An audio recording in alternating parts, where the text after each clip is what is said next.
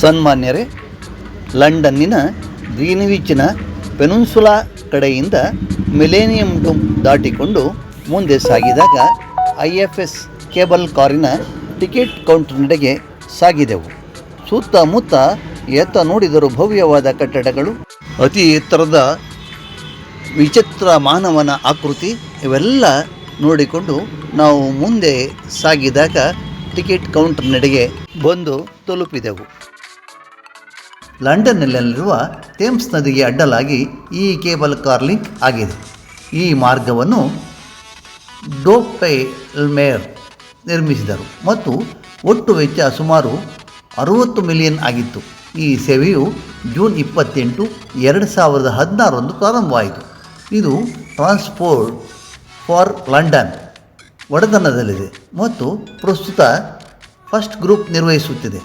20 October 2022 ಇದನ್ನು ತಂತ್ರಜ್ಞಾನ ಸಂಸ್ಥೆ IFS ಪ್ರಾಯೋಜಿಸುತ್ತಿದೆ.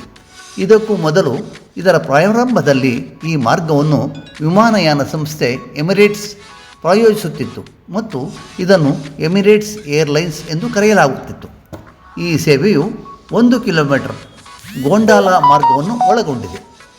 ಇದು ಗ್ರೀನ್ವಿಚ್ ಪರ್ಯಾಯ ದ್ವೀಪದಿಂದ ಎಕ್ಸೆಲ್ ಲಂಡನ್ನ ಪಶ್ಚಿಮಕ್ಕೆ ರಾಯಲ್ ವಿಕ್ಟೋರಿಯಾ ಟಾಕ್ ಥೇಮ್ಸನ್ನು ದಾಟುತ್ತದೆ.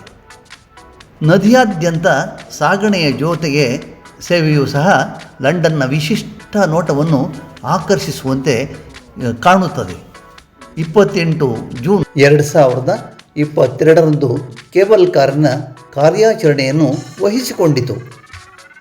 ಪ್ರಸ್ತುತ ಮೆಡಿಟರೇನಿಯನ್ ಸ್ಕೈವೇ ಗ್ರೀನ್ವಿಚ್ ಪರ್ಯಾಯ ದ್ವೀಪವನ್ನು ಥೇಮ್ಸ್ ಉತ್ತರ ದಂಡೆಯೊಂದಿಗೆ ಸಂಪರ್ಕಿಸುವ ಕೇಬಲ್ ಕಾರಿನ ಕಲ್ಪನೆಯು ಮೊದಲು 1990ರ ದಶಕದ ಉತ್ತರಾರ್ಧದಲ್ಲಿ ಮಿಲೇನಿಯಂ ಡೋಮ್ಗಾಗಿ ಕಾರು ಮುಕ್ತ ಸಾರಿಗೆ ತಂತ್ರದ ಅಭಿವೃದ್ಧಿಯ ಸಮಯದಲ್ಲಿ ಹೊರಹೊಮ್ಮಿತು.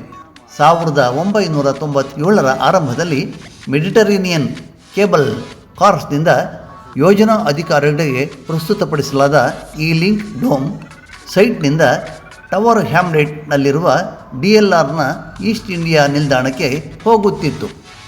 ಈ ಕೇಬಲ್ ಕಾರಿನ ಅಂದಾಜು ವೆಚ್ಚ 8ರಿಂದ 10 ಮಿಲಿಯನ್ ಆಗಿದ್ದು 23 ಗೋಂಡಾಲಾಗಳು ಪ್ರತಿಯೊಂದು 9 ಜನಗಳಿಗೆ ಆಸನ ಮತ್ತು ಇನ್ನು 6 ಜನಗಳಿಗೆ ನಿಲ್ಲುವ ಸ್ಥಳದೊಂದಿಗೆ ಗಾಳಿಯಲ್ಲಿ 50ರಿಂದ 80 ಮೀಟರ್ ಅಂದರೆ 160 ಮತ್ತು 260 ಅಡಿ ನಡುವೆ 8 ಕಿಲೋಮೀಟರ್ ವೇಗದಲ್ಲಿ ಪ್ರಯಾಣಿಸಬಹುದಿತ್ತು.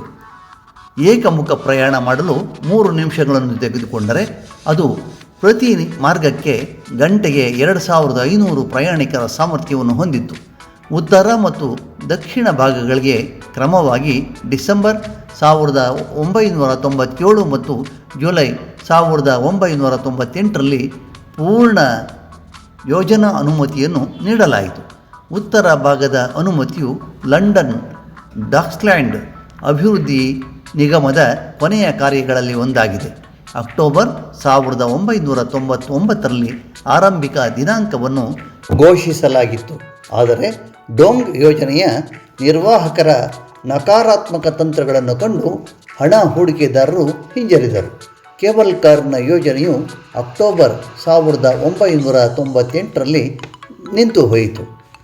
ಪುನಃ ಟ್ರಾನ್ಸ್ಪೋರ್ಟ್ ಫಾರ್ ಲಂಡನ್ ಕಂಪನಿಯು ಜುಲೈ 4, 2010ರಂದು ಥೇಮ್ಸ್ ನದಿಯ ಮೇಲೆ ಹಾರಾಟವನ್ನು ಅಭಿವೃದ್ಧಿಗೊಳಿಸಿತು. ಅದನ್ನು ನೋಡಿ, ಗ್ರೀನ್ವಿಚ್ ಕಡೆಯಿಂದ ಡಾಕ್ಸ್ ನಡೆಗೆ ಕೇಬಲ್ ಕಾರ್ನಲ್ಲಿ ನಾವು ಬಂದು ಇಳಿತಿದ್ದೇವೆ. ಸುತ್ತಮುತ್ತ ಎತ್ತ ನೋಡಿದರೂ ಭವ್ಯ ಕಟ್ಟಡಗಳು, ಕೇಬಲ್ ಕಾರುಗಳು, ಆಗಸದಲ್ಲಿ ಹರಿದು ಬರುತ್ತಿರುವ ದೃಶ್ಯ ಕಣ್ಣಿಗೆ ಹಾಗೂ ಮನಸ್ಸಿಗೆ ಅದ್ಭುತವಾದ ಅನುಭವವನ್ನು ನೀಡಿತು.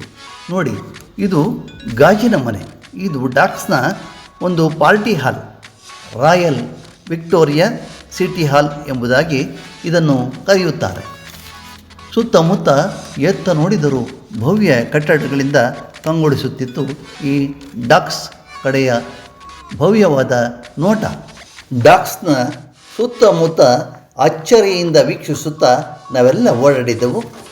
ಅದೋ ನೋಡಿ, ಅಬುದಾಬಿಯಿಂದ ಆಗಮಿಸಿದ್ದ ಎಕ್ಸೆಲ್, ಎಕ್ಸಿಬಿಷನ್ ಕಲಾತ್ಮಕವಾದ ವಸ್ತುಗಳನ್ನು ಸಹ ಇಲ್ಲಿ ಇರಿಸಿದ್ದರು.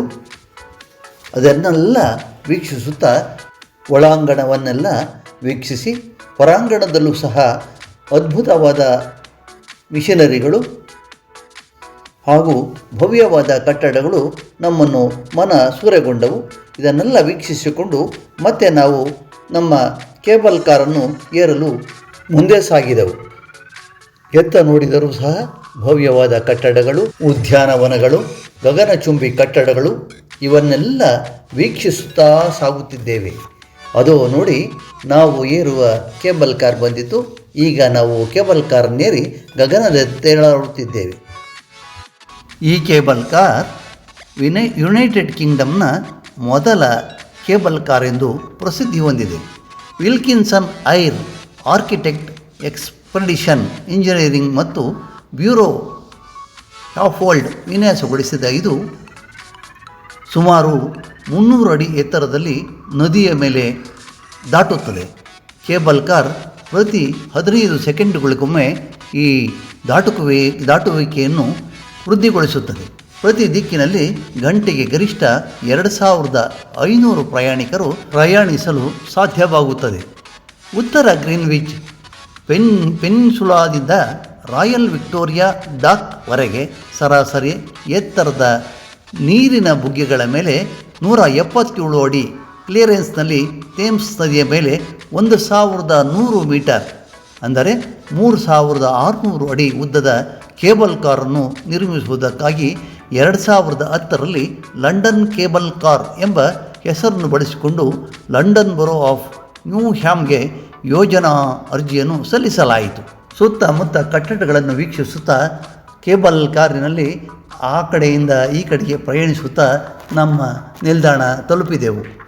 ನಿಲ್ದಾಣದಿಂದ ಹೊರಬಂದು ಎತ್ತ ನೋಡಿದರು ಬಾನೆತ್ತರದ ಕಟ್ಟಡಗಳು, ಕಲಾಕೃತಿಗಳು, ಚಲನಚಿತ್ರಗಳಲ್ಲಿ ವೀಕ್ಷಿಸಿದಂಥ ದೃಶ್ಯಾವಳಿಗಳು ಹಾಗೂ ಥೇಮ್ಸ್ ನದಿಯ ನೀರು ನಿಂತು ನೋಡುತ್ತಿದ್ದರೆ ಎಂತಹ ಸಂಭ್ರಮದ ಭಾವ ಮನದಲ್ಲಿ ಮನೆ ಮಾಡಿತ್ತು.